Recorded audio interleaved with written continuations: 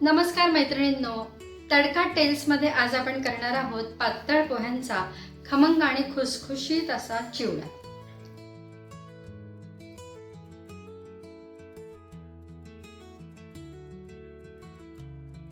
पातळ पोह्यांचा चिवडा करण्यासाठी अर्धा किलोचं प्रमाण मी इथे सांगते आहे। अर्धा किलो पातळ पोहे चाळून घ्यायचे आहेत आणि एक दिवस ते उन्हामध्ये ठेवायचे आहेत, म्हणजे चिवडा छान कुरकुरीत होतो।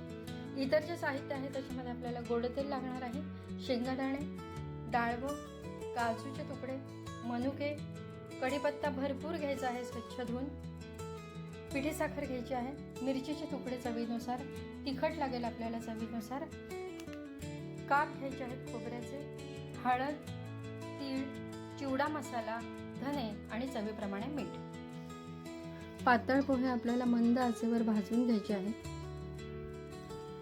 आणि त्यानंतर आपल्याला सगळे जिन्नस एक एक टाकून फोडणी करायची आहे। या चिवड्याची एवढी एकच खासियत आहे की याच्यामध्ये आपल्याला कढीपत्ता पहिल्यांदा तळून टाकायचा आहे, तो खुसखुशीत झाल्यानंतर काढून घ्यायचा आणि तो चुरून आपल्याला चिवड्यामध्ये एकत्र करायचा आहे।